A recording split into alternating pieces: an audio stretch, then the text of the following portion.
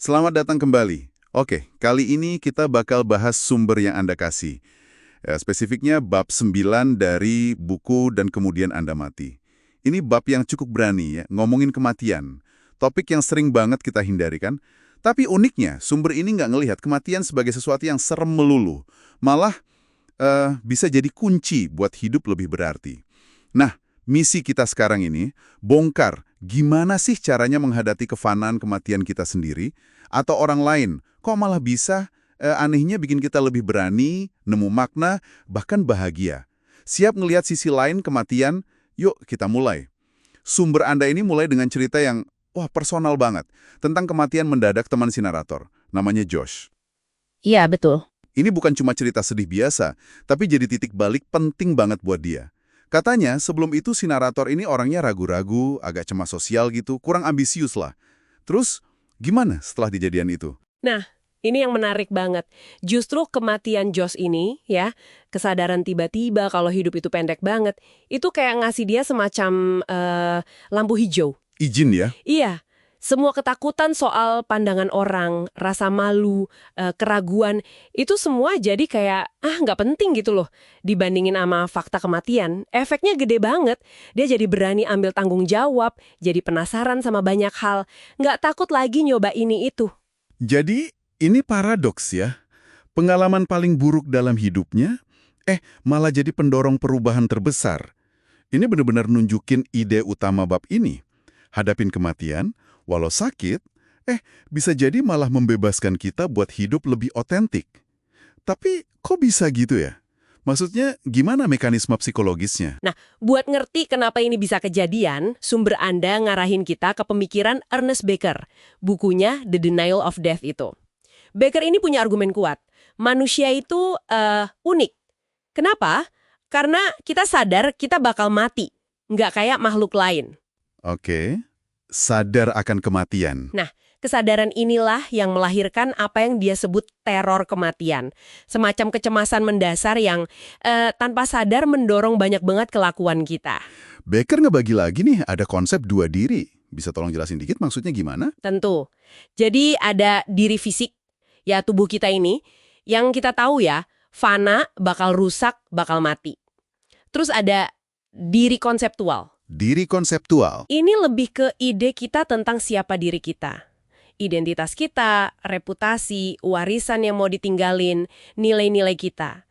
Nah, karena kita takut kehilangan diri fisik ini, kita secara naluriah berusaha bikin diri konseptual kita ini abadi. Gitu. Upaya inilah yang disebut Becker proyek keabadian. Proyek keabadian. Contohnya kayak gimana tuh? Wah, bisa macam-macam banget.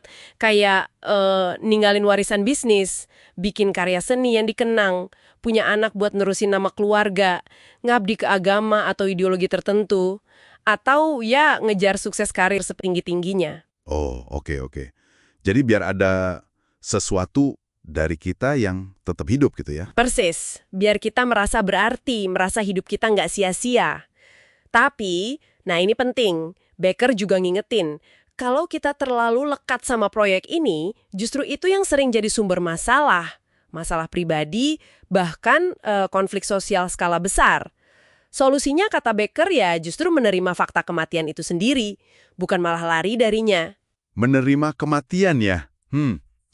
Sumber Anda ngasih contoh bagus nih, pengalaman narator di Tanjung Harapan, Afrika Selatan, waktu dia berdiri di pinggir tebing. Apa pelajaran dari situ? Itu metafora yang kuat banget sih, buat nunjukin gimana rasanya berhadapan langsung sama mortalitas. Jadi narator cerita, semakin dia dekat ke pinggir jurang itu, reaksi fisiknya makin intens. Takut pasti ya? Takut, jelas. Jantung deg-degan, panik. Tapi anehnya, barengan sama rasa takut itu, muncul fokus yang luar biasa. Kesadaran penuh sama momen saat itu. Rasa takutnya itu malah bikin dia merasa, wah, hidup banget gitu.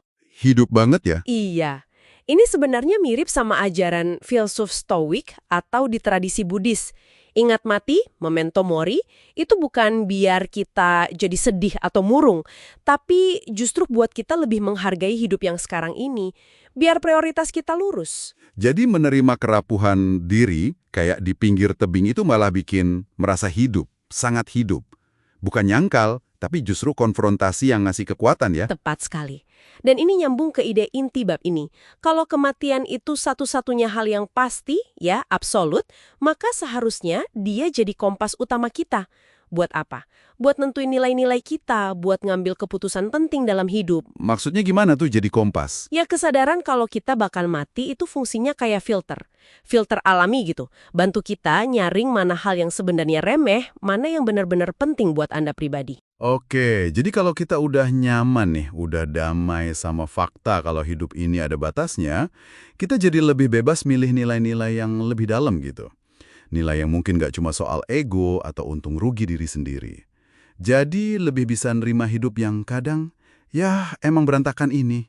Bener banget. Sumber Anda bilang, disitulah akarnya kebahagiaan yang lebih sejati, lebih tahan banting. Penerimaan ini bikin banyak beban hidup jadi terasa lebih enteng loh.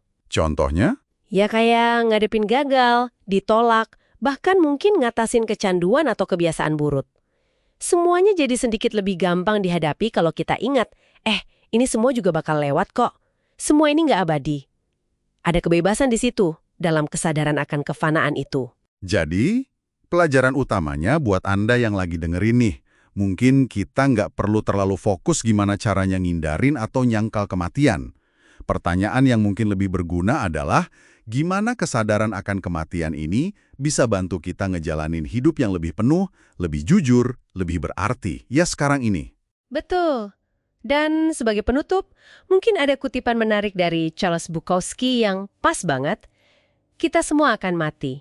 Sirkus macam apa ini? Itu saja seharusnya membuat kita saling mencintai. Tapi tidak. Kita diteror oleh hal-hal sepele dalam hidup. Kita dimakan habis oleh ketiadaan. Dalam juga ya. Ini bisa jadi bahan renungan buat Anda. Apakah hal-hal sepele ya, trivialitas sehari-hari itu masih mendominasi hidup Anda? Atau mungkinkah kesadaran akan sirkus kefanaan ini justru bisa ngebebasin Anda buat lebih fokus ke cinta, ke makna, ke apa yang benar-benar penting? Sesuatu buat dipikirkan lah. Sampai ketemu lagi di pembahasan kita selanjutnya.